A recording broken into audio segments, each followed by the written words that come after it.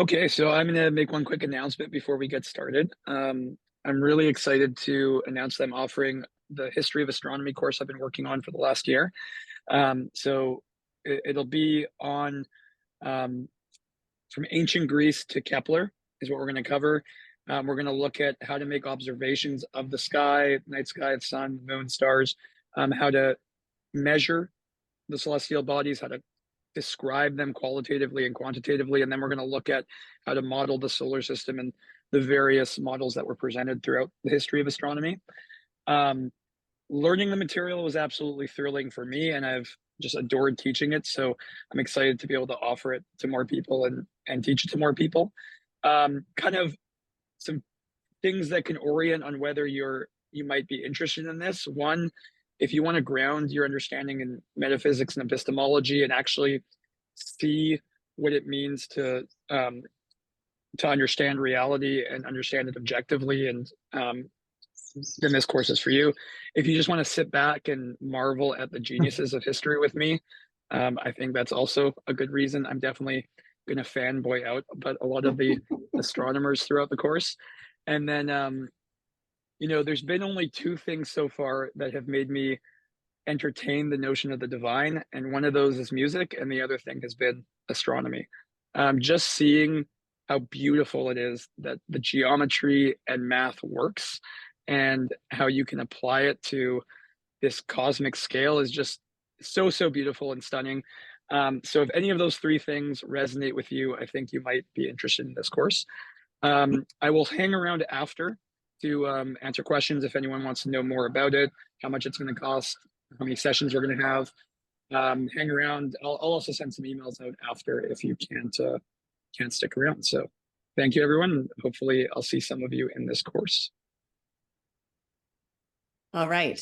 So I received many. So after the first section of the reading, I received many messages saying this book is so funny because it took people by surprise. This time I received many messages saying, wow, this week's reading was really exciting. So Shoshana, I've thought of your metaphor of the roller coaster many times over the last week, because we clearly went over at least one of the peaks, and we're enjoying the thrill ride that followed the climb. So I'm going to take the approach. I guess I'll first ask if there's anything somebody wants to start with just in general about the reading, but otherwise I'm going to take the approach of kind of going sequentially, and then we can step back and ask some bigger questions again. So anybody have anything they're dying to get off their chest before we start? I mean, well, I just like to say that the book is winning me over now. Yay! I was very critical of the first two sections, and I still have that we read, and I still have issues with that. But yeah, I'll say that his descriptions are intoxicating. Okay. One thing I was curious about actually on that topic is, have you read Les Mis? Yeah, I read Les Mis. It was in high school, though, so a long time ago. Because that's like crying a Les lot. Mis has conditioned me now to just relish in Hugo's buildups, because I just now trust him completely to pay them off. That's what I was thinking, is that I trust those things that he gives you in the beginning and then he leaves aside are going to come back with a lot of payback in the end. And even then he does weird things like starting with the Douvre chapter, and then like, okay, what was that all about? And then he brings it back at the end very dramatically. That was well, great. One thing, I think I'll save this for later, since I said big questions will come at the end, but one thing I'd like to discuss in that regard is the Chesterton quote about Hugo that I love so much, that I included in my lecture on Romanticism. It's a beautiful passage. I'm not going to do justice to it here. It's incredibly poetic in its own right. And he says, we all know the parts of a novel that you just sort of skip through, and, the lengthy descriptions about this or that. And he said, the thing you can say about Hugo is that it is not safe to skip any of those passages. But that's part of the meaning of that could be he's going to cash in on them later. And there was a chapter in this section that I wrote at the end of the chapter, the cashing in, and made a list of all the things we had explored at length without knowing quite where they were going that were cashed in on in this one section. So that's part of it. But he also, in that description, called him the man who finds meaning in everything. So part of it is the cashing in plot-wise that he is going to do. And part of it is there's a meaning in the exploration of the thing itself. And I don't think it's not always obvious. Actually, that goes wonderfully into the first description of the Douvres rocks, because we have this long and very enchanting and mesmerizing and fascinating description of the depths of the sea and these rocks. And yes, he does, we now know, cash in on those later in an amazingly dramatic way. It's the Hanois. No, it's not.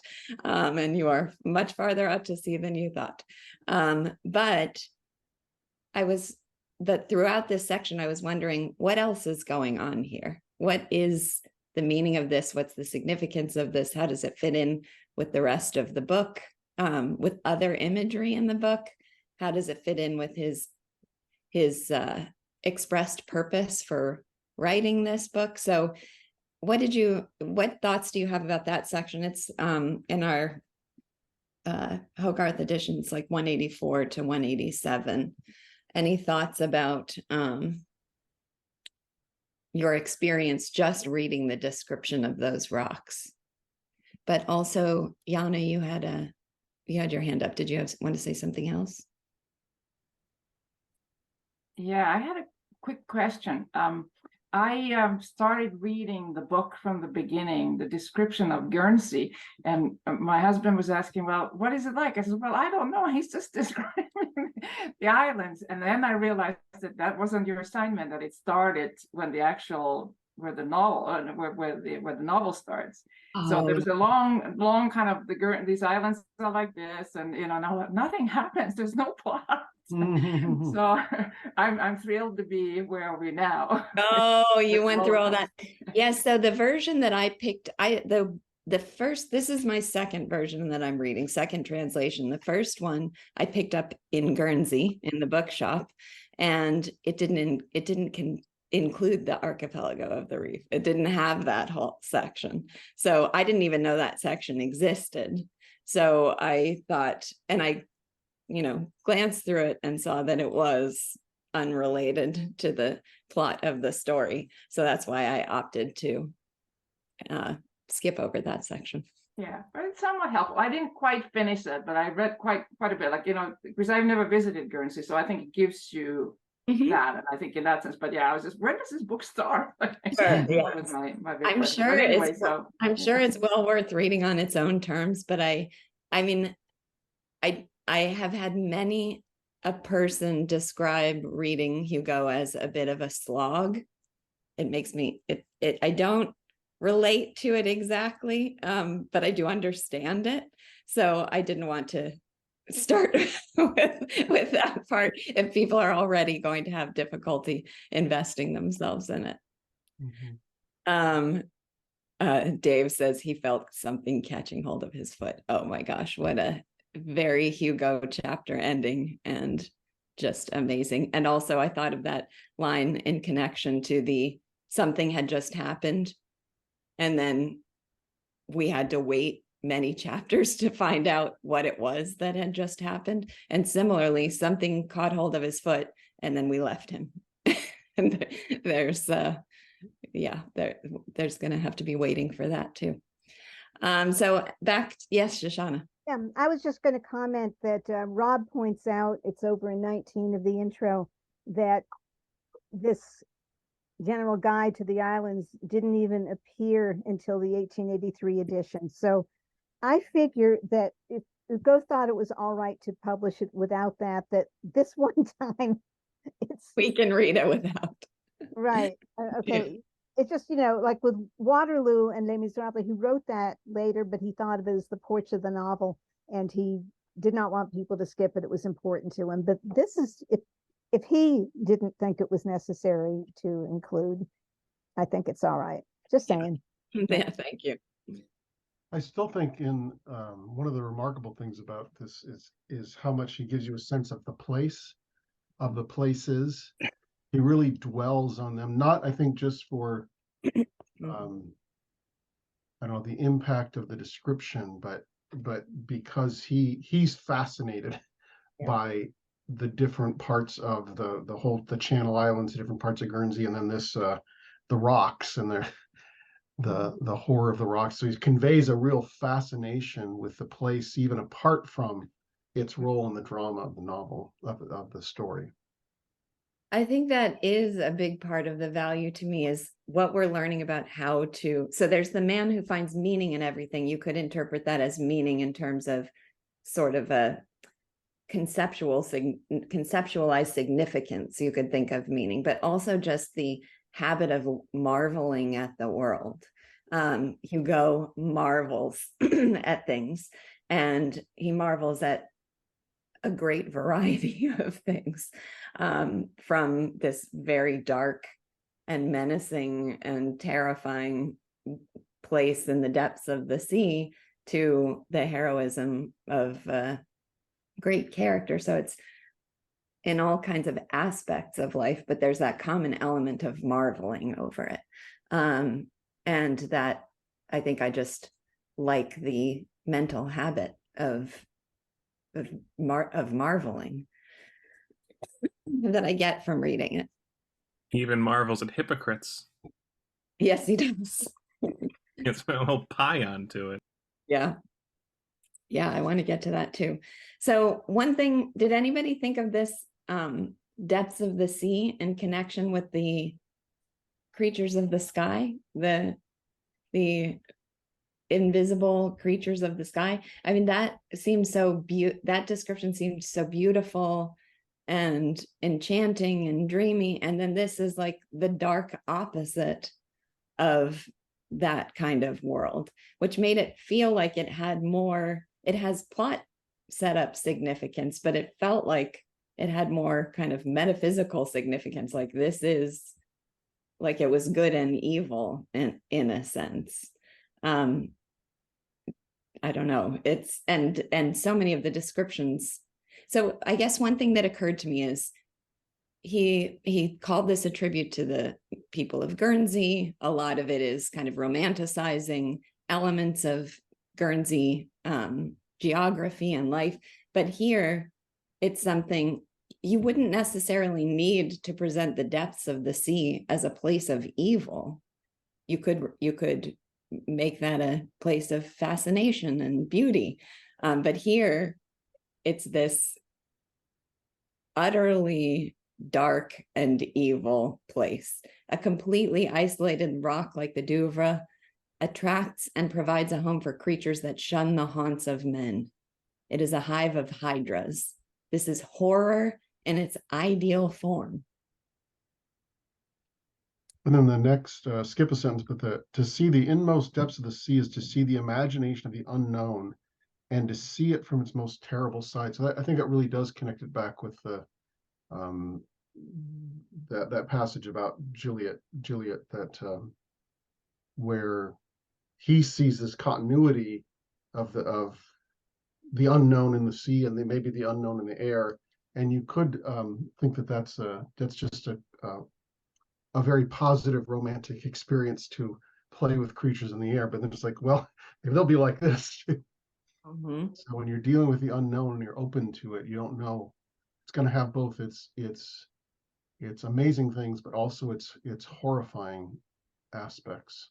But when you describe that, and when I sort of imagined a visual presentation of this in the form of an artwork, and it did, the way I imagined it is above the surface of the sea, it was beauty, and then beneath it was darkness. And I know Hugo does love juxtaposing good and evil, beauty and ugliness. You know, that's a big part of just his whole aesthetic approach, is to have these very dramatic juxtapositions of those things.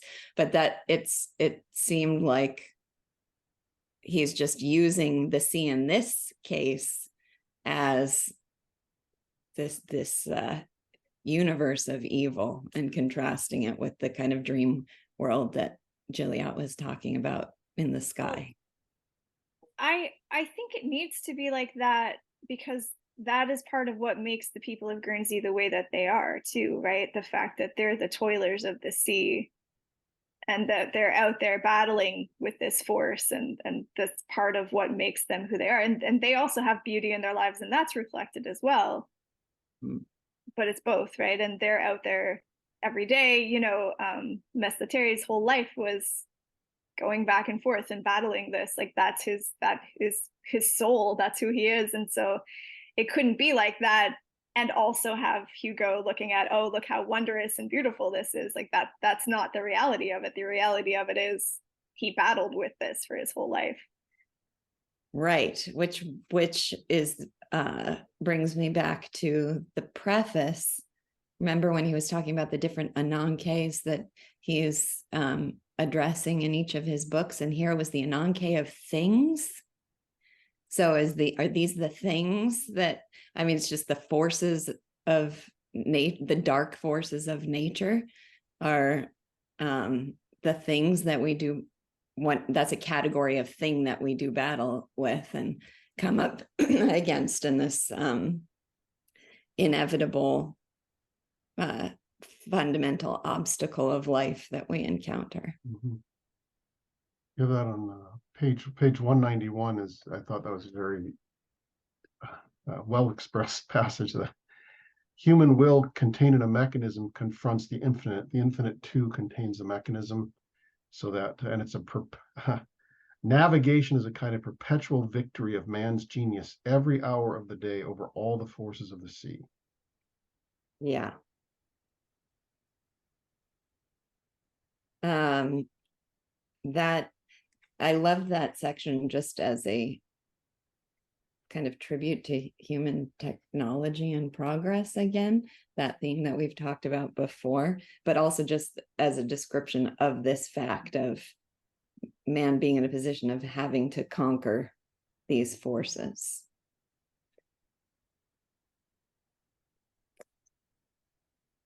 Any other thoughts about the Douvres section? Another line that intrigued me was, what happens there no longer concerns the human race. Its use or value is unknown.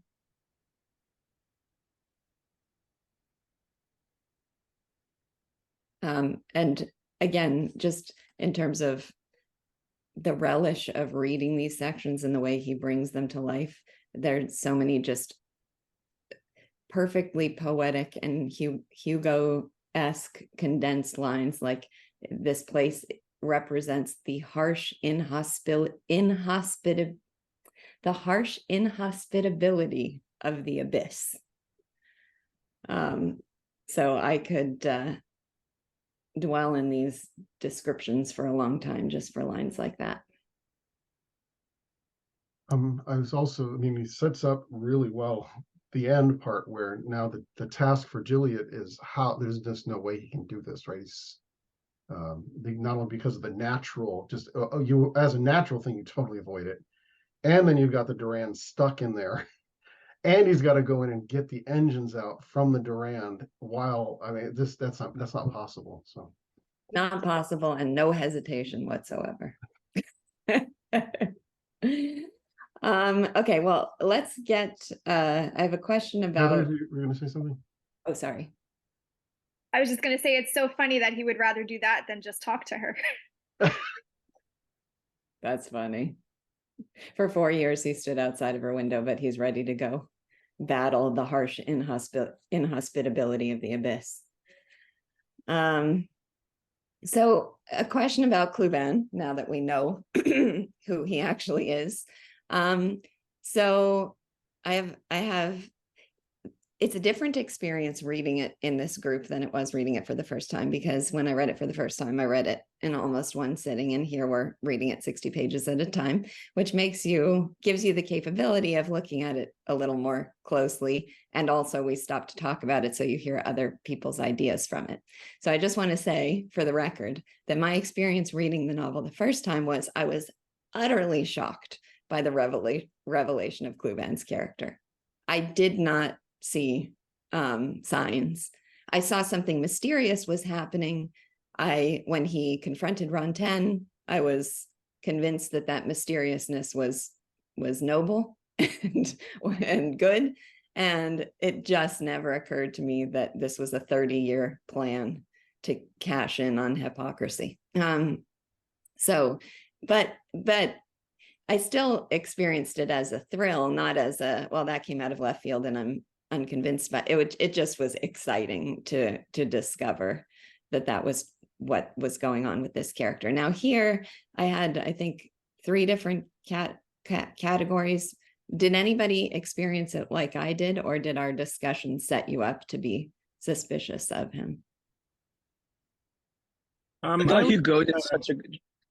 Go ahead. I was set up to be suspicious, just on like, he shot a man and he's doing all these suspicious things. Like there's something kind of demoniacal about him getting the revolver at La Jacquessade, or I think that's how you pronounce it. So I wasn't, and I guess for me, I was sort of expecting something. But on the other hand, for me, I just didn't quite believe in him as a character, as a personality. So I was sort of like, okay, well, I don't believe in you like I believe in other characters. This isn't a big shock for me because I'm not personally convinced. I still love the revelation. Like it's fun. Like I love just laughing maniacally. Like that's something everyone can get on board with. But so I wasn't terribly surprised. Although it was fun and suspenseful. He's among the cast of characters who I think are kind of circling around Gilliatt and sort of tangential to them and interesting in their own right, but the story, Gilliatt is really the centerpiece of the story. But it's interesting because I experienced it as total shock. Lana, who can't be here today because she's at Disneyland, she thought she started to feel suspicious, and then with the Rantaine confrontation, all her suspicions went away. So she also experienced it as shock. And then I know Greta and Andrew seemed very suspicious of him early on, and so that's just interesting to me. So I'd like to hear other people's experiences of it. That's what I loved about the way Hugo did it, was he gave you enough to be suspicious. Like some of what Cluban was doing was not what you would expect an honest person to do. Like it just seems shady, but then he gives you enough also to ease your suspicions. And so like he almost has an explanation for why Cluban's doing it, but it feels unsettling, and then it makes it even more, I guess, shocking when it happens, because he almost lures you into a false sense of security. Yeah. Well, the thing that made me distrust him was really early on, and I wasn't convinced by any of the stuff that came after that he was a good person. The only thing that I kind of felt was like, well, maybe it's just not that well written that I'm not convinced he's good. But the line, it's funny though, because this is the line that made me suspicious of him is kind of in the first description of him in our copy. It's page 143. He says, everything about him was straightforward. Nothing could harm his reputation. It was a crystal so pure that it could not be stained, even if it tried. This confidence was the just reward for many years of honesty. That is the good thing about a well-established reputation. Whatever Cluban did or appeared to do was given a favorable interpretation. His faultlessness was an established fact. And it was like, those were the lines that made me go, oh, he's not what they say he is, because it's not like Hugo doesn't shy away from like saying good things about people, but every good thing he says about him goes through the route of his reputation was really good. No one would have believed if he had done a bad thing. It doesn't say that he It doesn't say that he himself is good. Yeah, it's the phrasing there is so fascinating, because if you're not paying close attention to it, it can still sound consistent with him being a good character. Because you could be saying, if you are consistently good, then you are consistent. The reward for that is that you're consistently trusted, and people aren't going to be suspicious of you. And you can see it that way. But I don't have the original French, but that is the good thing about a well-established reputation, that nobody will suspect you of doing wrong. Wait, that's the good thing about it? That only if you're doing wrong is that the good thing of having a well-established reputation should be good because you're good. And the fundamental truth underneath it is the good, not that people won't distrust you.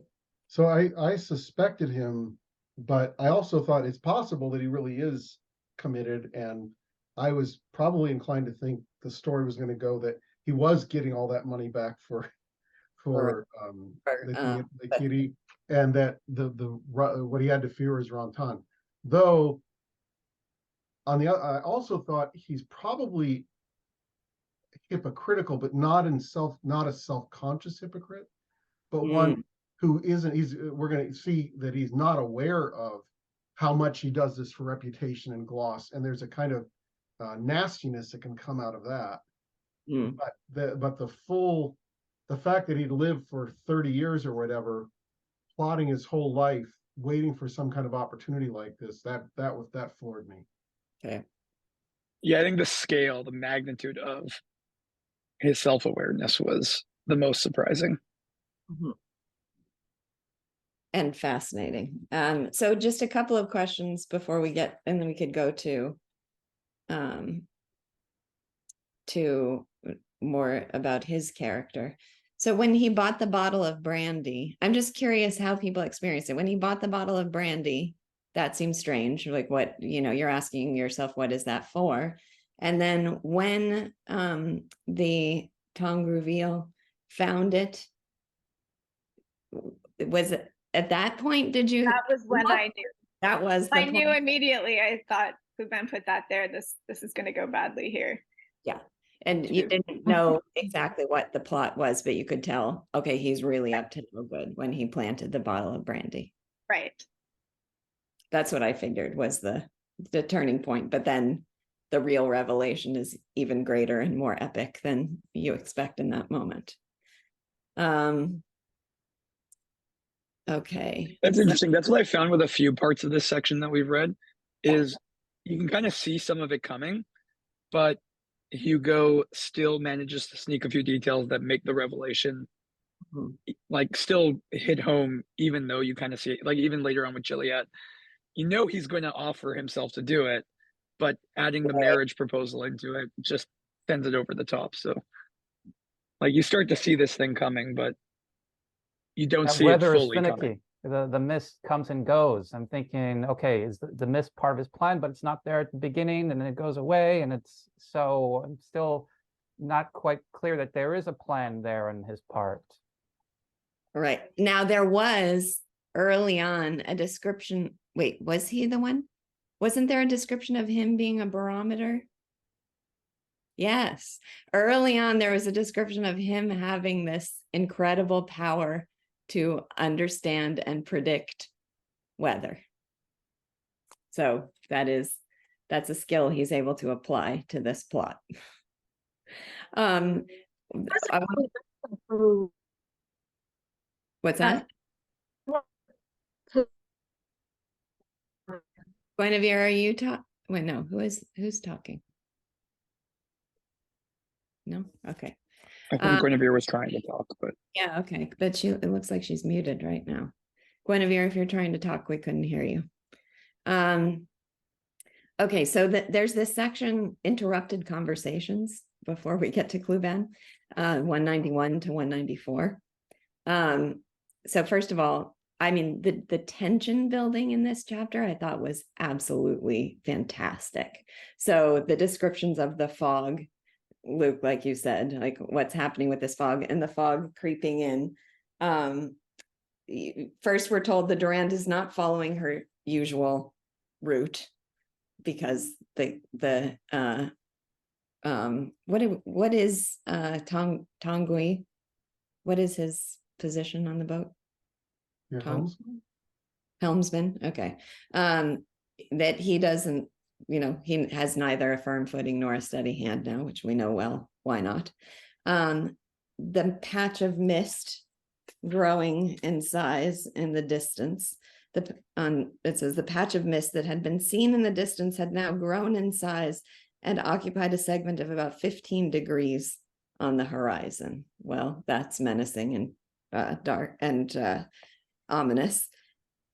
Even just the line that those who wanted dinner went below. Some passengers who had brought food with them ate it cheerfully on deck. Cluban ate nothing. There's nothing said beyond that about him, but still that fact itself sounded very ominous. It felt to me like he's completely focused on plotting and has no desire or time to eat. Also, okay, but then this whole chapter is conversations among the passengers. Irrelevant conversations that I read them, but I don't think I could tell you what they were about right now. Does anybody remember what the conversations were about? But I remember painfully. You remember? But was the whole point of that tension building, that we're listening to people have conversations, we're actually having to take the time to go through the details of the conversation while we know in the backdrop the ship's off course, the fog is coming in, terrible things are happening, and they're having these ordinary everyday conversations with no awareness that that's happening. So reading the conversations felt a little bit unpleasant to me because I didn't know why I'm reading it, but at the same time I did experience the tension of what's happening in the background because I was made to go through the details of the conversation. It felt a little bit like the device of having the boys watch the conversation in the haunted house or the house. The same thing where it's like something's happening in the background, but our attention is directed to something else. And then their conversation kind of shifts too. So you get to see like the weather change in the way that they talk to each other and what their conversation is about. I thought that was interesting too. I didn't notice that. Well, he says at one point, this was the kind of conversation you could only have in good weather. Yeah. And it starts to change later. They start to get more nervous, and so I thought it was interesting how it changed as the weather got worse. Okay. I just sort of wish that the topics of conversation could have been more thematically relevant. Like, I'm okay with the idea of like, okay, they're going to talk about something irrelevant, but there's like a subtext, like it's I don't know, talking about, like you have that conversation on 93 when they're on the boat about all the royalists are peasants and all of the revolutionaries are aristocracy, and that's like relevant to the theme of loyalty to values or integrity in that book. I think it was intentional that it was these trivial conversations so that there is this contrast and the tension building that we don't. No, I'm okay with that. Like, you can, like, in 93, you have that conversation that's technically irrelevant to the plot, that builds up tension, in a certain kind of way. Like, there's something really secretive about this vessel, and like, okay, let's talk about whatever. Here it's like, why are we talking about old Hickory and old Tip and old Zach and the little giant and it goes on. Like, this is getting pedantic. So like I love the what ENG does with it, but just I wish it had just been thematically relevant. The small talk. The second half is, at least, right? Like, as soon as the weather changes, it becomes relevant because they're talking about the nicknames and stuff. And then as soon as someone says, I think the weather's going to change, then they start talking about the weather and the rocks. Yeah, that's what Molly mentioned, too, in the Yeah. Yeah. But Yeah, but that how part, many like, flies? there's also there's the Yeah. part where they're just listing all the different rocks. And that part is definitely that should be tension building. And then there's a part where it says, he says, "Have we got to make our way through all these rocks?" asked the tourist. "No, we left them to the south-southeast. They're behind us now." So I agree that there's that I'm not one saying page. all of it's irrelevant. but, Yeah, like, it's just it's the one there page was about the stuff oxen. though that, like, this does. I mean, come on, the amount of tonnage going across America. How many flies are there in an ounce? You know, Donkey shows. donkey shows. Yeah, Okay, there's the but- page and a half of Hmm. unrelated small talk, but then the second 2.5 pages are all that's all So, really relevant. Yeah, It's and humorous, the small talk. putting aside whether you personally like that as a device, what seems to be Hugo's purpose in doing it, and I think it's what people have said here, that the irrelevant kind of trivial nature of it is really in contrast to what we have, the tension that we're feeling that's actually going on. And then the conversation turns, as the weather starts to turn, to something more directly relevant to the source of that tension. So we could debate whether, that's you prefer, or, think he could have done that better. But I think I think that is the purpose of that scene. Well, I just have to, like, this is another counter of, like, doing it better in my mind is in The Miracle Worker, there's a conversation where Yeah, sit I over know. breakfast and they're talking about, like, the, Stonewall Jackson. And it's like, this is technically irrelevant, literally, but it's clearly relevant to what's going on in the story, Mhm. like, on a thematic level. Mhm. Although no plot relevance. If you're going to say that, then I think that this is thematically relevant because it's dedicated to the people of Guernsey who live these like ordinary lives, but then there's also this layer of drama on them. And I think that's exactly what we're seeing here is they're just having this ordinary conversation that they would be having, but then there's this like layer of drama happening. So I don't know. I mean, what Ray is trying to say, I think, is that he would like that to be revealed in the content. In The Miracle Worker, he's talking about that they're at the dinner table. Annie is battling with Helen around as they walk around the table, and they're talking about Stonewall Jackson and being stubbornness being the way to victory, or and so it seems like our attention, if we're watching the play, is supposed to be on Helen and Annie walking around the table, but it happens that this conversation that's going on, if we think about it, is suggestive of the very thing that's happening. But it seems, I guess I'm not, for the purposes of our conversation, I'm less concerned to say whether that's good or bad or criticize him, and there may be something within that content that is relevant that we haven't noticed.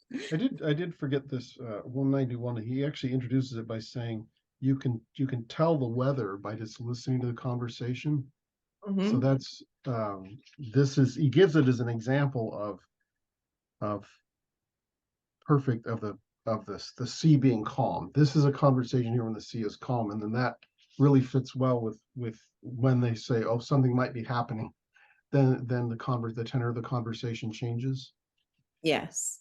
Yeah, and was my experience of it too, is just he sets it up with this is the nature of the conversation. And then I found everything after that absolutely thrilling because you've got this slow, gradual shifting of the conversation, of the weather, of the tension. And so I didn't even notice that it was about mundane things. I thought that was intentional.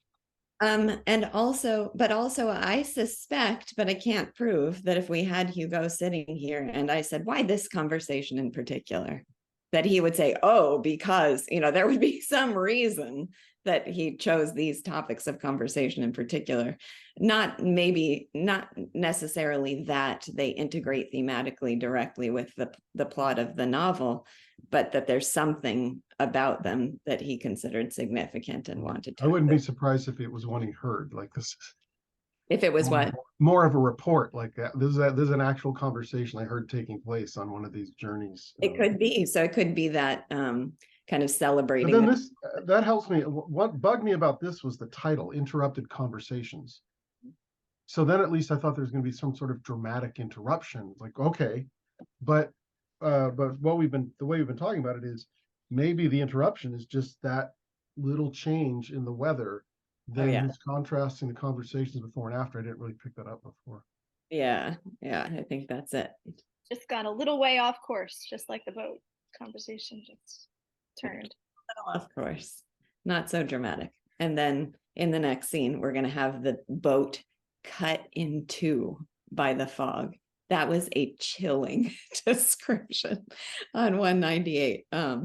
Suddenly, those who were in the after part of the vessel could no longer see those who were farther forward. A soft gray wall cut the Durand in two. Then the whole ship plunged into the fog.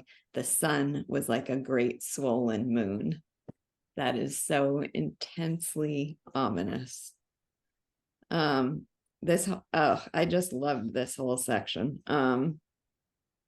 I think the weather, that bit that we mentioned a minute ago, I think the weather's going to change. We'll perhaps have rain or fog. The rainiest place in Italy, sir, is Tone Mezzo. You know, it sort of is, this is a really important subject. You know, you're out there in a boat and the weather matters. And for them, it's just one more of these opportunities to share idle conversation. And maybe that's even a point, Ray, that this is an idle conversation. And it's as if they're not reading it for the clues because, well, among other things, like in The Miracle Worker, those are all important characters. And here, in a sense, they aren't. And I wondered about why the American who's selling Bibles, you know, how did that get in? That's sort of a funny thing. And you might be wondering if that's going to be important when, in fact, we're just talking about nicknames. You know, so it's sort of, it doesn't actually fit in as a direct line of, okay, now you understand about the Bible, it's all nicknames, or now you understand about America, it's all nicknames. It's just sort of, as you were saying, it's what's going on while big things could be happening and they haven't happened yet. Now, I can't neglect saying that it says that Douglas, the senator, that it says he's 4 feet tall. He was 5'4". That's a big difference. I'm just saying that's still short, but you know, that's a big difference. And that's even kind of funny that someone who's 5'4" just strikes them as short, and as if anyone who's 5'4" could just as well be 4'4". Yeah, okay, the dwarf. Anyway, I checked it in the French, and it's the same thing. You know, Okay. it's off. You know, that's 16 inches. That's a big difference, so to speak. Yes. All right. So let's move on to Cluban shows all his qualities. So we simultaneously have this growing threat of the sea, and it's becoming absolutely clear. I mean, the first real tip-off was the bottle of brandy. And then the accusation, you're drunk. Well, don't act surprised about that. So we see the hypocrisy coming out. And then in the first lines on 197, it was the captain addressing the helmsman. He addressed them in the familiar form. Normally, he never addressed anyone in that way, and his use of it now showed that he must be furiously angry, or at least wanted to appear so. So we already knew the hypocrisy was there because of the brandy, but now that seems like the first direct confession that he's a hypocrite. But we don't know what stature of hypocrite he is yet. And then it says, Captain Cluban, I'm afraid we're going to be caught up in the fog. And he says, I wanted to stay in Saint-Malo, but I was advised to go. Didn't we hear an entire conversation where he was advised to stay earlier in the book? I think this was a direct contradiction of what he was actually advised to do. Yeah, it was directly contradicted. Specifically told it would be fine. He was specifically told to not go. So we know, again, all of this is just reinforcing what we've we've caught on to. So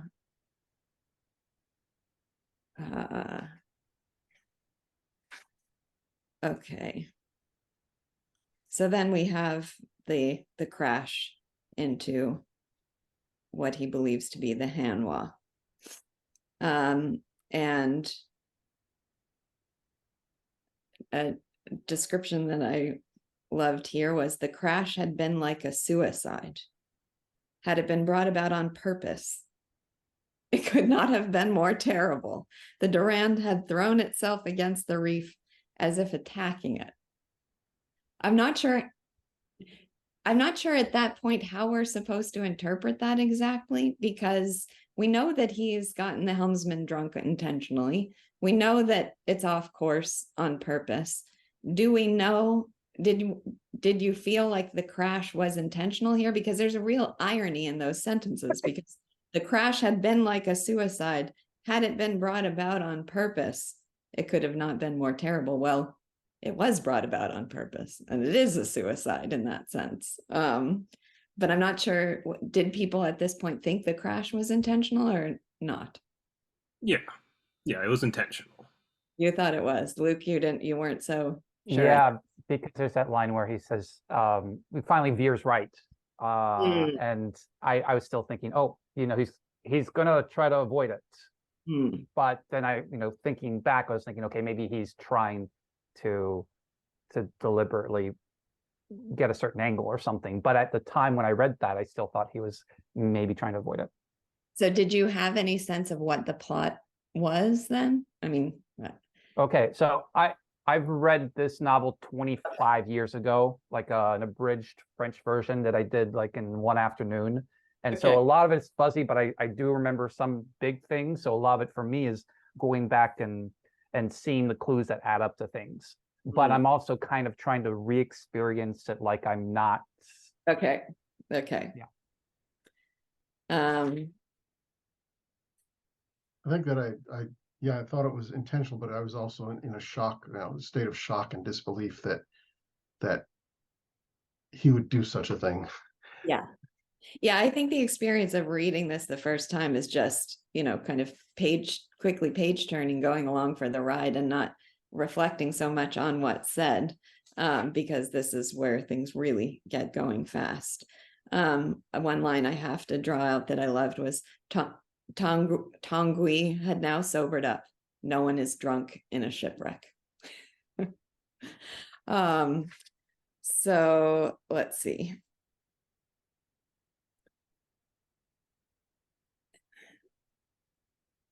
The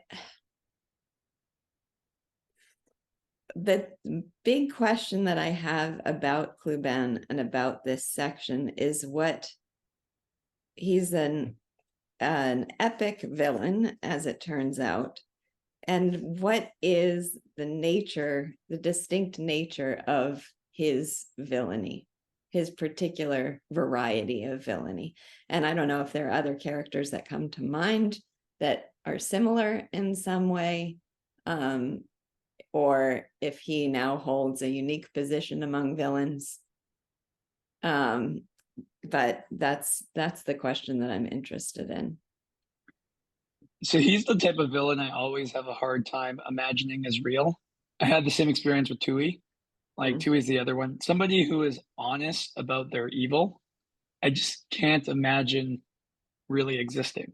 I have no trouble imagining heroes, but I always have a lot of trouble imagining like a real villain. Like, how could somebody be so someone who's not trying to convince himself that okay. Well, that's a great place to start, because as soon as I said it's not someone who's trying to convince himself that he's justified in his villainy, he's just openly villainous, but he does try to convince himself that he's just. So in Cluban's case, I'm wondering, the big question I have is he is he rationalizing that the world is unjust, therefore I'm justified in the hypocrisy, which is different than Tui.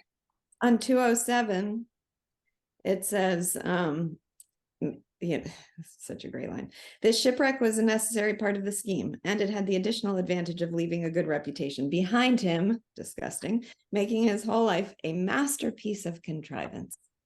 Anyone seeing Clubin in his present situation would have thought him a fiend, but a successful and contented fiend. He had lived, oh gosh, that's not the part I meant to read. Sorry. The whole of it's a good part. But no, it's on 209, top of 209, which says, Clubin really believed that he had been ill-used. This is kind of 211. Why had he not been born rich? He would have liked nothing better than to inherit from his parents an income of 100,000 pounds a year. So this is like resentment against reality that he was not born rich. Now the time had come, and Clubin was taking his revenge.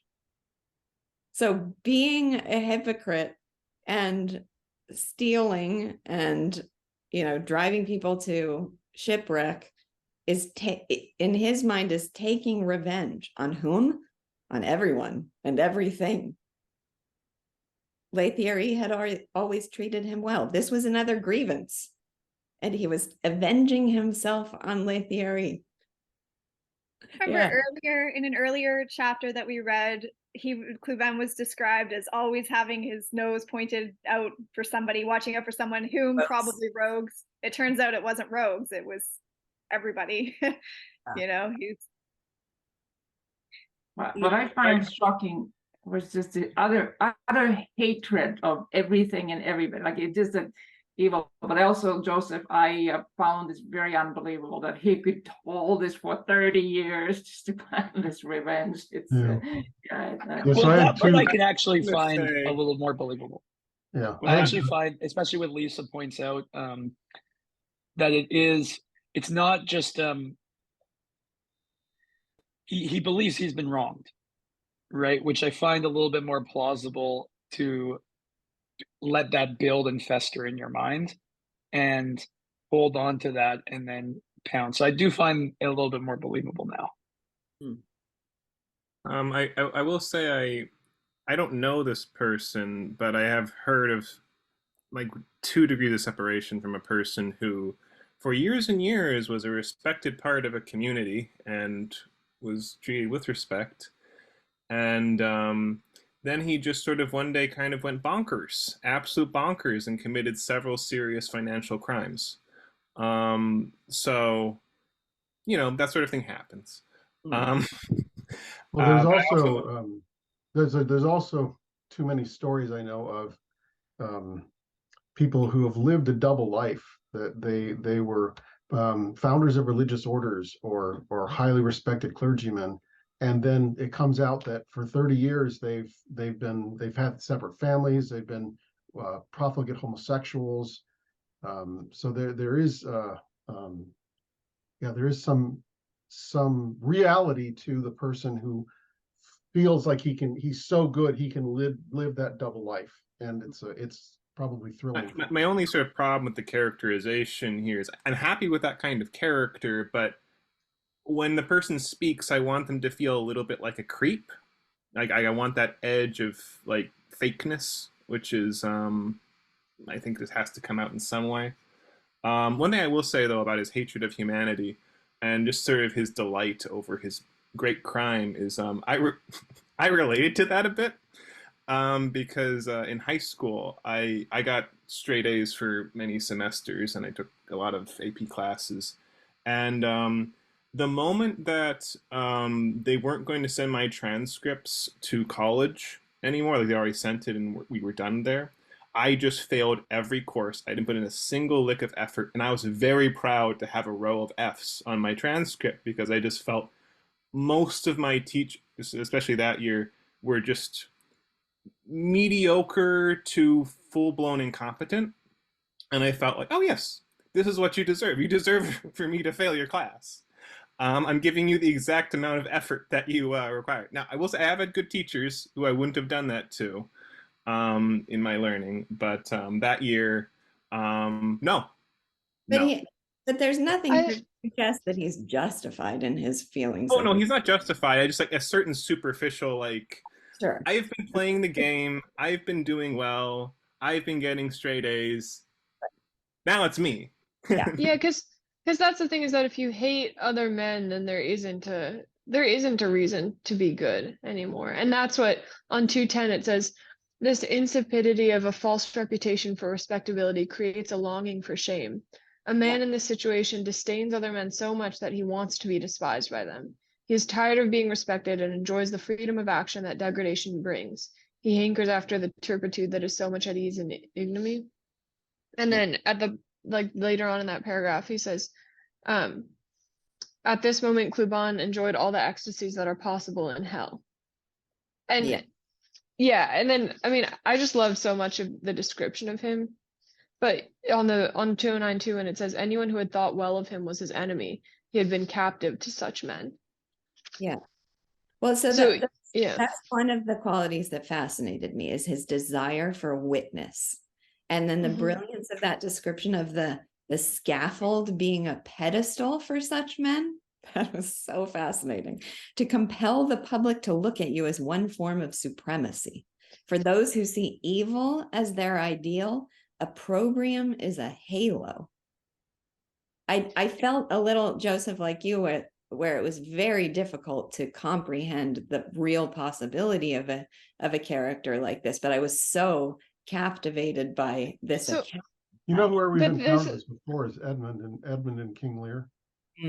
Very and it's I think it is there are real people who don't, if you don't care to please other people, then most of the reasons for being moral are just gone.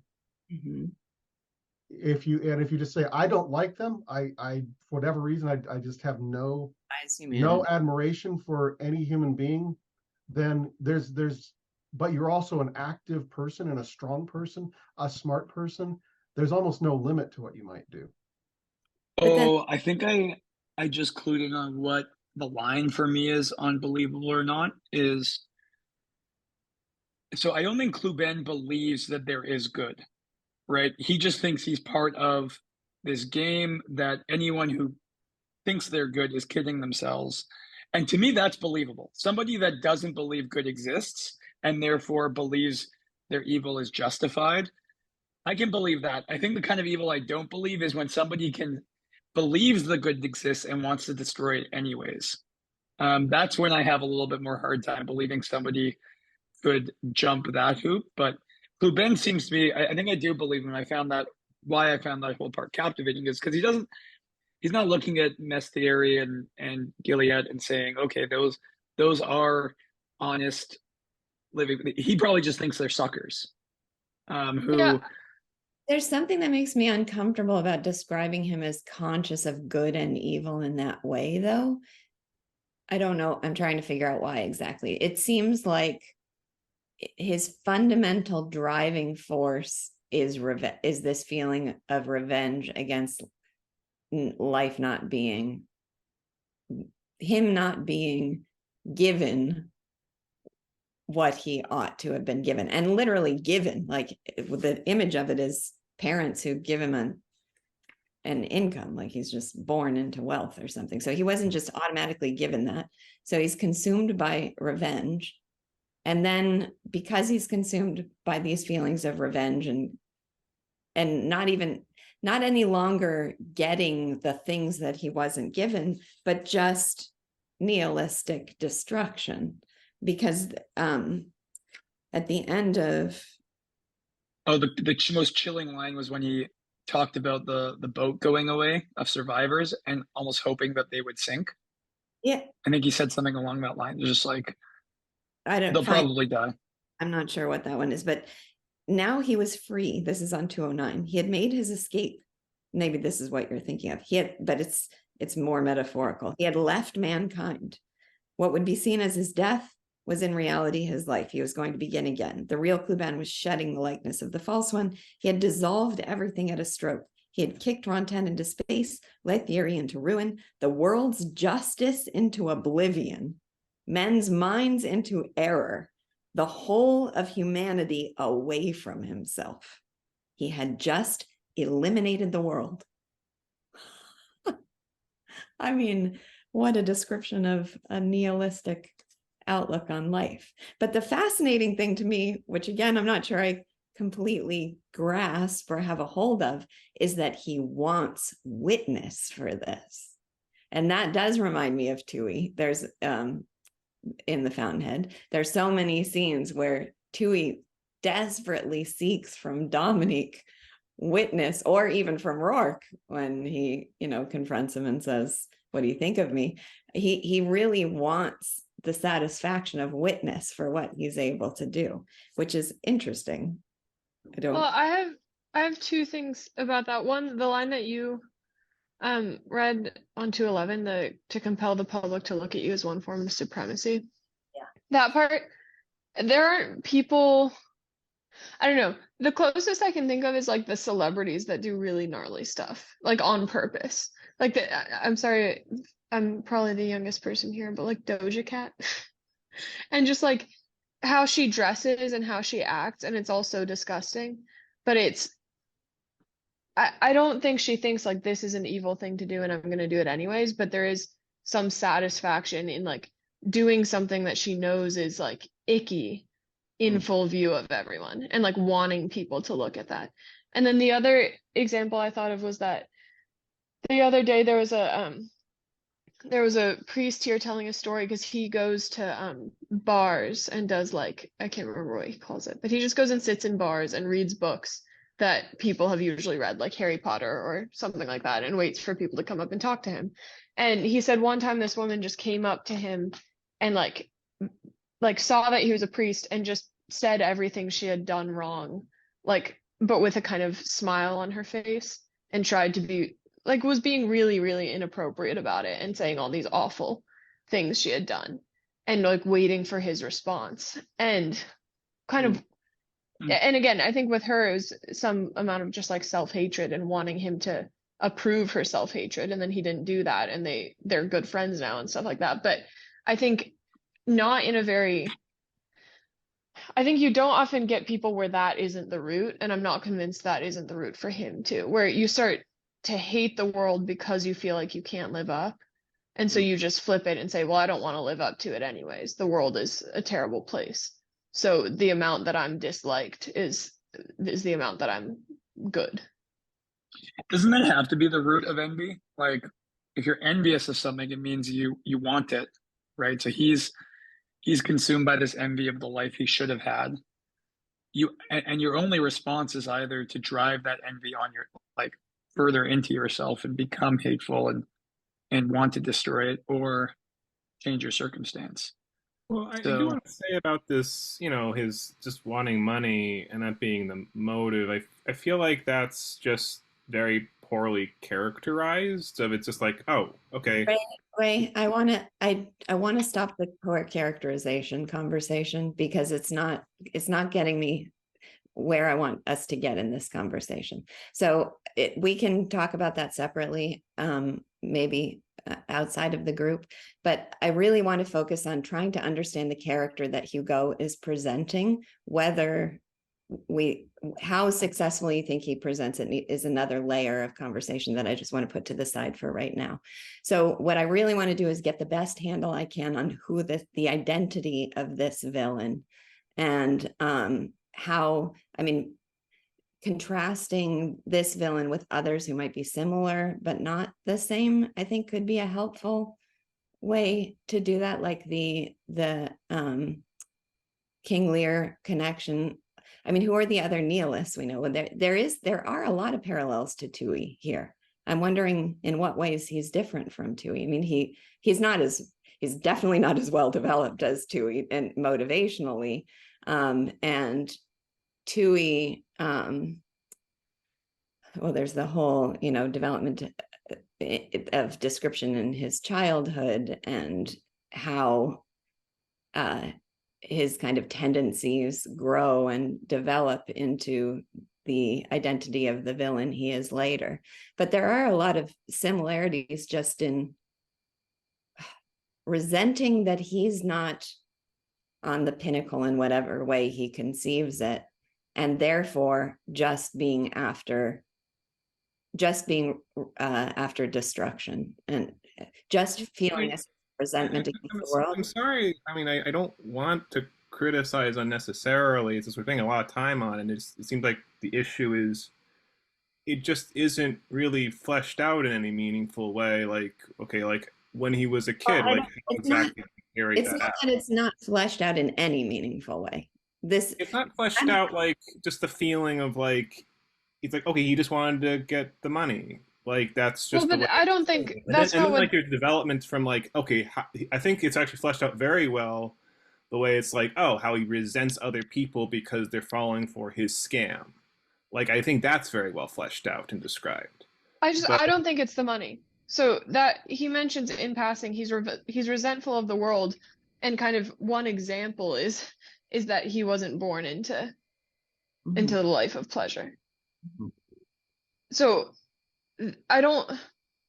Yeah, it says Cluban really believes that he had been ill-used. Why had he not been born rich and all that stuff? But I don't think that's supposed to be the ill-used sorry, is say that. broader.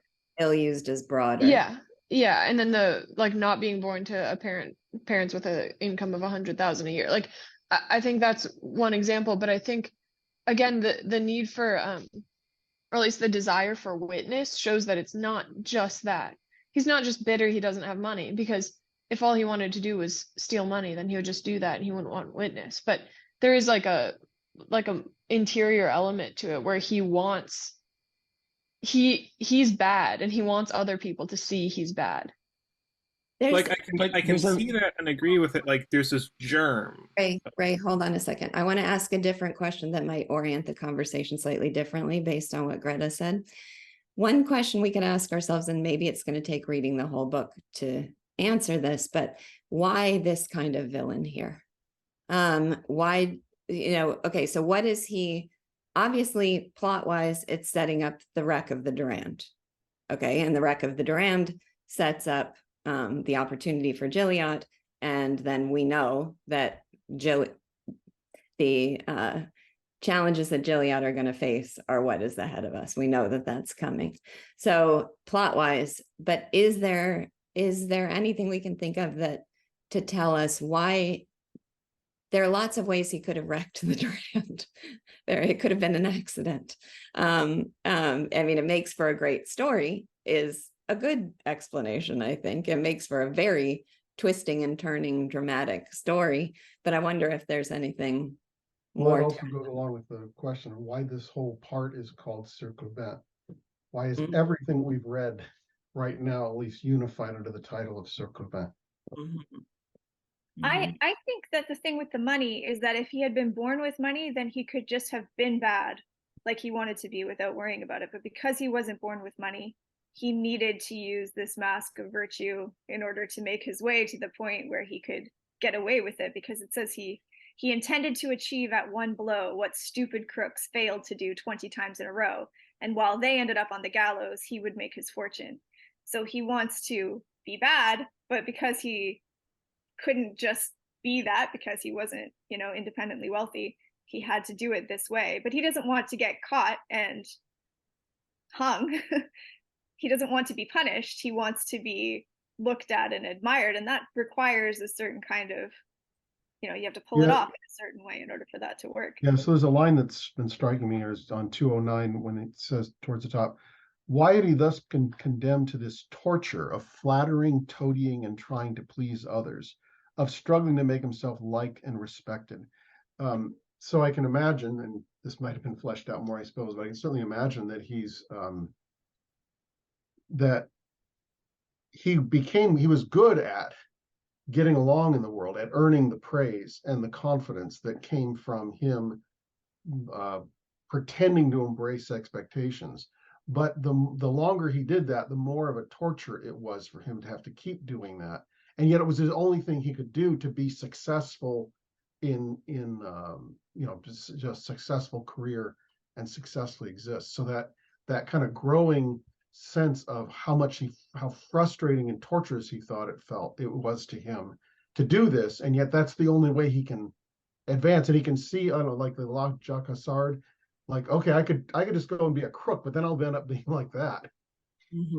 So he's got this way of success in the world, which he can do remarkably, and he hates it every moment. So, you know. Lisa, to your question about why this kind of villain in this book, he's kind of a foil to Juliet. Like, you know, we are at the sea, he's a seaman, he's an excellent swimmer, you know, all those kinds of things. But he chooses to be a destroyer versus a producer, or, you know, somebody who pursues values. He's also one who lived in human society, and he hated it. Juliet doesn't live in human society. He's coming totally from outside of human society, and at least that he doesn't hate it. He's not interested. Yeah. Yeah, that is, I do want to think more about I saw Luke too said Cluban versus Juliet, in what sense they are, you know, foils for each other. I don't want to reduce everything to dramatic purposes, but I just saw this line in my notes that, let's see, it's on 209. There's something about him making, this is to your point too, Andrew, about that, like, kind of epic long-term calculation of that he made at that moment, compared with the look on his face, Ron 10 would have seemed as innocent as a newborn child. So at the start of the novel, we thought of Ron 10 as the villain. He's the one who had stolen the money. Now he seems like a child compared to Cluban. So just in terms of dramatic purposes, there's the revelation of his character is thrilling. There's the statue of his character that makes lesser villains look like nothing. And then is that setting us up for a contrast with Juliet in some way? That's an interesting question. Oh, sorry, something just occurred to me too. We've talked about Juliet and Cluban being foils for each other, but I think there's something about mess theory here too, like Cluban being a foil for him, in the sense that both of those people together, almost, or mess theory more than Cluban, are contradict Cluban's worldview, right? Because mess theory wasn't born into money. Mess theory was decent to him. Mess theory built his fortune, and just the general theme of the book, right? Which is Hugo's looking at man's relationship to nature and his ability to thrive in it. Mess theory is like the epitome of that, right? He's on the forefront of this new technology. He's mastered the sea. He's made a fortune for himself, and despite being wronged, in fact, or in spite of what Rantian did to him, right, taking his fortune, he was able to overcome that. So he's kind of I think Cluban has to hate him the most, right? Because he's been all the things that have happened to Cluban in certain ways, and he's still succeeded in spite of that. So, that makes that line even more powerful. Like, Leary had treated him well. This was another grievance. Now he was avenging himself on. Yeah, the only thing I want to be careful of is saying that he would have to hate him the most, because that's not in the text itself. Like you expect that given his character, he might, but I just want to make sure we're sticking to what Hugo tells us. I want to also sort of contrasting him with comparing to other villains. One thing that really struck me at the first read was, this is the paradigm of the monologuing supervillain of the comic epics, and the thing that in terms of heroic productions, most of them seem to have this kind of villain, like Aladdin, movie Aladdin, the one who is a hypocrite, deliberately deceiving people, and what they want to do is be able to rip the mask off and just monologue. And that's usually how they get undone, is because they spend time monologuing. Yeah. This is a paradigm for that kind of, and so it's interesting, just culturally, that we really respond well to that kind of a villain. Yeah, that is interesting. And then also, to take us into the next part, given this revelation of his epic villainy, how satisfying is the moment to follow when he discovers that he is not where he thinks he is, but in fact on the Douvre rocks, and it says, and just the cashing in that moment of all that setup we had of what that means is amazing. But so he's now at an impossible distance for a swimmer. There's this line that his 75,000 francs that he's so self-satisfied for having gotten would not buy him a mouthful of bread. Greta, it made me think of the Twilight Zone episode you love with the where he ends up with all the time in the world. I don't know if any of you have seen this, but somebody who all he wants to do is have free time to read books. What happens to basically? It's like the nuclear bomb drops and everything's destroyed, but he was like hidden in a bank vault. So then he gets out and everything is destroyed, but he finds like plenty of food, and then the library is like perfect. And then he sits down to start reading and steps on his glasses, and he has these thick glasses, so then he can't. That's the end of yeah. So he has all the time in the world and no glasses to read. But so his 75,000 francs won't buy him a mouthful of bread. The paradise that this fiend had dreamed of had taken on its true aspect. It was a tomb. And then he sees a sail. Yeah. That also reminded me of the line where he experienced all the ecstasies that could be experienced in hell, where it's like, yeah, when you ask for that situation where you just get to like treat people however you want and like take care of yourself, like these are the fruits of that, and it's the tomb. It's not what you thought it was. But and also, Joseph, the one thing that something you said made me realize, and I don't know how important this is, but that his operations, Cluban's operations are all in the world of men and manipulation of men, and Lethieri is out there conquering nature. I mean, that is the force that he has, is conquering nature. So it's that's an interesting contrast within them too. He's just after destruction, but it's like his whole means of existence is manipulation of and desire for opprobrium from his fellow men. And Lethieri is utterly indifferent to all that. I hadn't thought of that before, but at the beginning, when he's, accused of running the devil boat, he does not let that get to him in any way. That is an interesting thread that most villains seem to have in common, which is just something else to think about, is that they're often preoccupied with other men and their relationship to other men. And most heroes are preoccupied with nature or some crisis in some way, like some abstract evil that is nature. I think of Lord of the Rings, and like, the evil there is more like almost like nature in a way. But usually even the villains in Lord of the Rings are the ones who get obsessed with the other people, the other heroes, rather than task. I don't know, I need to think about that more, but you're right. Cluban is obsessed with men and his relationship to men, what men have done to him, how he can avenge himself on other men, which is, you would never think of ascribing that to Cluban, or sorry, to Lethieri or Juliet.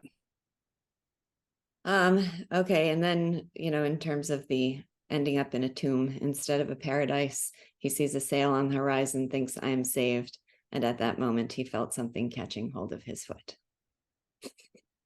We don't know what, but we had a lot of description of those, and we know that there were ships that. So just so we're to understand, are we supposed to know that he's dead, or we don't know?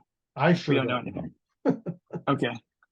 Just because like later on, when they're recounting, there was a boat that came by and examined the wreck, saw he wasn't there, didn't find his body or anything. So we don't know really where he is, what's going on. I'm hoping he's dead. I'm dreading he's no, not. I want more. It also happens in the stories a lot that Juliet's going to get there, and in the midst of almost being successful at pulling the engine out, then Cluban's going to appear. Cluban will appear. And like destroy the whole heroic moment. So We'll see. So we do know that he's in a place that provides a home for creatures that shun the haunts of men. And rude forms of life, holy demons that go about the dread business of the dark world. So one of those maybe seems to have grabbed his foot. So yeah, this episode, this whole section cashed in on the description of the Douve, the account of the underwater creatures, the mystery of Cluvan's character, this everything that happened at the haunted house, the story of the Durand, all of those things that were, separate plot developments came together here. And well, the news and that Juliet was the news that going to hear. Juliet, and then the marriage proposal. Well, and just this is how I read the last moment of the last scene we read, is another conflict has been set up, which is Lethieri and Durished have now offered a proposal. If anyone can get the wreck, she will marry him, but she has this moment with the new priest right at the very end. Some eye contact, I think, was made. But he's not a seaman. Well, it's more than pretty. eye contact. He's pretty. The title of the book is The Unwisdom of Asking Questions of a Book. Uh-huh. And that's what you're left with, is the Isaac and Rebecca thing is what he's read randomly. And yeah, this is a disaster. What was the significance of that? I did not Herod, pick up on the Herod is he's going to win him back to the Bible. Forget this conscience thing. Your conscience ought to be the Bible. So he's going to choose at random a verse from the Bible because God is going to pick the one that he needs to hear most. So the what he hears is a passage from the Bible that includes, I think this is only the significance, or maybe more biblical significance that I'm not recognizing, but she became his wife and he loved her. And in that moment, Déruchette and Caudray look at each other. Yes, it's so funny because it sheds no light whatsoever on Mesopotamian situation. Yeah, all it does is suggest this to the two young people. I see. Okay, because I did not think it had any relevance to Lethieri. I was confused as to. I thought because that's how it was being set up. It just brought up the issue of marriage, and they locked eyes when the issue of marriage was brought up. Yeah. Right. Not just, I guess not just marriage, but that looking, the first look, and then the love coming from the first time they meet is what the Bible is presenting to them. And then wow. And then they have, right as Juliet is going off to risk his life. Okay, so I know we're short on time, but I found strangely effective and captivating the description of Juliet going off to sea, because we are not with him. We're not on the boat. We are watching him from a distance, from the perspective of several different vantage points. Why did he present it that way? And why do I find it so fascinating?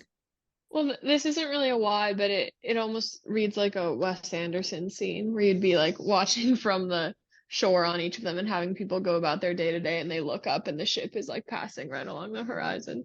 Yeah, but what is that? Because you say that and I can feel what you're talking about. So I just found it heightened the preposterousness, or it added stakes to it. Like everyone's doing a thing opposite. They're not going out to sea. They're coming in. They're each expressing some amount of incredulity or surprise that this thing is happening, and so it's just mounting the drama of what he's about to do. And then I also think that there is that he'll have to be alone. Alone, he'll have to do this. Alone. And so we're not with him either. Right. He's alone, and we have no idea about what's going on in there. Oh yeah. It's gonna be so good. That's really interesting. One thing I don't know if we don't have any time to talk about it maybe, but I thought that that Herod you want to contrast Herod with Cluban, because Herod is a hypocrite. Mm, but he's not a hypocrite who's aware of his hypocrisy. And so Mhm. this is more like I mean, a kind of, I guess, a not untypical religious hypocrisy. Chaucer does a great job of presenting it in the Nun's, the Prioress's Tale, the description of the Prioress. But you see it in like the way in which, oh yeah, I'm going to cheer you up, right? You're going to invest in a place you'll make your money back through slaves. There's like every line of counsel that he gives to him to recover his situation ends up with some making money off of something really evil, and And the clergyman is just evils that completely unaware of that. and the evils that Hugo himself regarded as the greatest evils there were. Hugo despised the institution of slavery and wrote breathtaking things about it. Despised the death penalty. That was the other thing, like, imposing the death penalty is how. And so one of the things I found so fascinating about this section is, hadn't Lathierry said Déruchette could marry anyone, but not a clergy. Yeah. They can't marry a clergyman. But then we've got this contrast between Herod and Caudray, and Caudray's version of his way of being a clergyman aligns with Lathierry's approach to life. That line early on when Lathierry had said, "I just think God is forgiving," or whatever my conception of God is that he's forgiving. Caudray, we can perfectly see sharing the view that Lathierry has. So we can, and then, there's the great line about this man speaks from his, what was it? What this man says is put in his mouth by his conscience. So Caudray admires Lathierry too. And then somebody pointed out, I think it was Heather pointed out last time, that his aristocratic white hands. So they have commonality in terms of the way they view God. He's got the aristocratic white hands, and there was a lot to kind of contrast him with Gilliatt, I think, in that last section. And is Caudray the one that Gilliatt rescued? Yes. Okay. And just, we have to mention the tone deafness of the older priest. Just some of the things he said in that section to Lathierry are so cringy. But I think it's interesting because I think we are set up to not want to like Caudray, because we can see that he's a rival and we want Gilliatt to succeed. But I feel like in this section, he makes us like him anyway. There are so many little details that are, the beauty of his expression redeemed his excess of grace. His frank smile, revealing the small teeth of a child, was thoughtful and devout. He had the gracefulness of a page and the dignity of a bishop. And then there was the contrast with Herod. Compared with his companion, the older clergyman, he seemed at first sight the son, but at second glance, the father, because he's so much better than Herod. So one quick technical question. Is Yeah. he the kind of priest that can get married or that can't? he can marry. Yeah, they're Anglican. He can get... Okay, so it's not forbidden love necessarily No. between him and I have to Déruchette. see why Déruchette would like him though. Like, he has to be likable because she's going to like him. Yeah, and I don't feel like I want Gilliatt and Déruchette to get together. I just feel like that's going to be bad news For him, yeah, right For- now. for both of them. But yeah, so Sorry, Shoshana, unmute. We heard that he didn't want to get married until The Rock got married. Remember that? Gilliatt said that he doesn't want to get married until The Rock gets married. And of course, rocks don't get married. Yeah. Yeah. So in a way, even though he's fascinated with Déruchette, it's not really in our heads or in his necessarily conscious intention that what he wants is a life with her. just saying, so if anything, you could say that the priest, he's allowed to get married, but it's probably not first on his list. And with Gilliatt, he actually seemed to present himself as being an unmarriageable man, someone who doesn't want to get He married. did, but that all changed. Well, I don't think, I think that he's thinking about her if she gets married, but he's not exactly making progress. I mean, stalking is not a good way to get to know someone. So I mean that even in Hugo's world, it's as if he's got something abstract in his mind and the rest of his life is very concrete. But I guess I think that what Andrew said about you don't want him to get married to Déruchette, it's almost as if he himself, he doesn't want her to get married to anyone else, but he's not living his life as if that's the way things are going to go, even though we have this that's been said, because after all, if he goes and gets the ship back, no one else is going to do it. It's almost as if he's stuck in the spot, he's stuck in place. Anyway, but that scene, if there were such a man, Déruchette turned around, I would marry him, she said.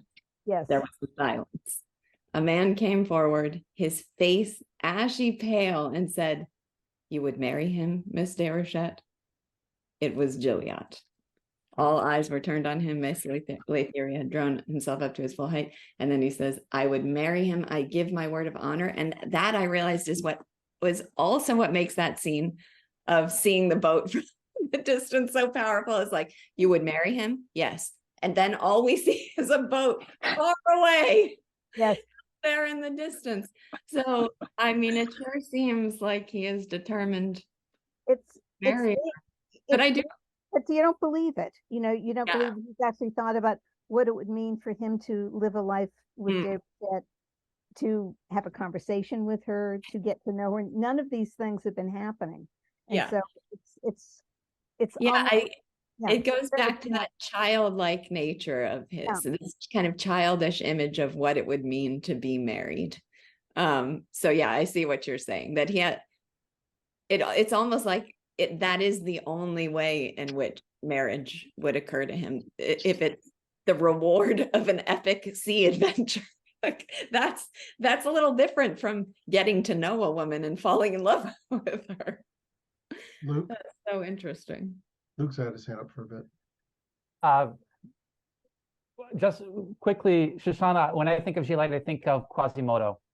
That stalking that Quasimodo does as he stares down. I'm curious if you had any thoughts about that comparison. Well, he's got mysterious origins and he's unusual. I think that Gilliatt is not, he's not malformed.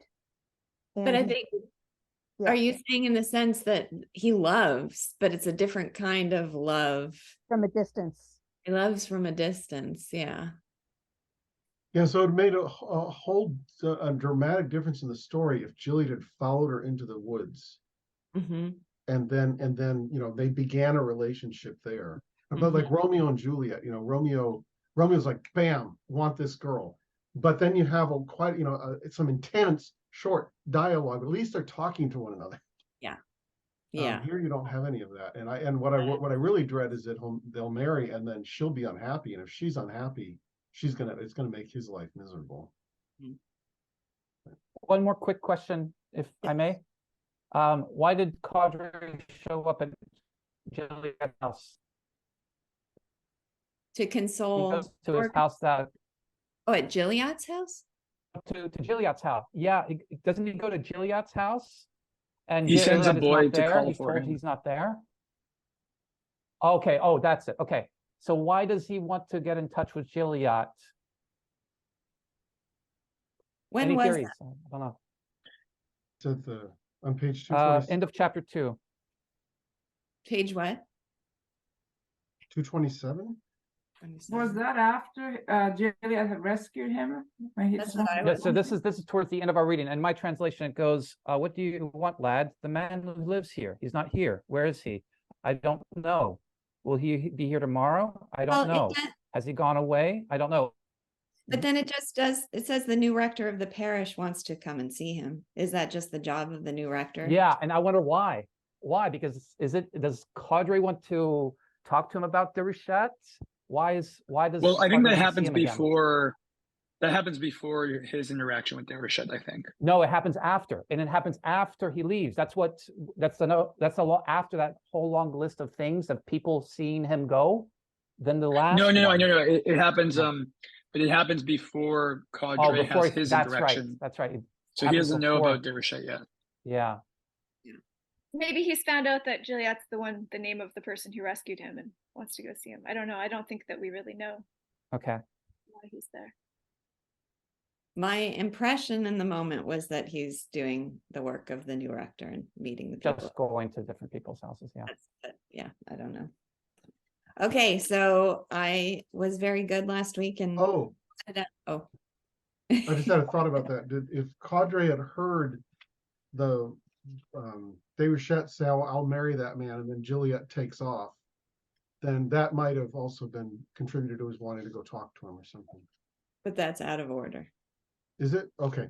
Yeah. Okay, so next section is page 239 through 314.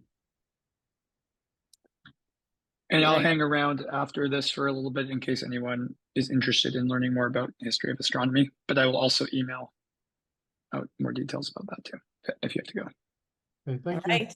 This was wonderful. Thank you. Excited for more.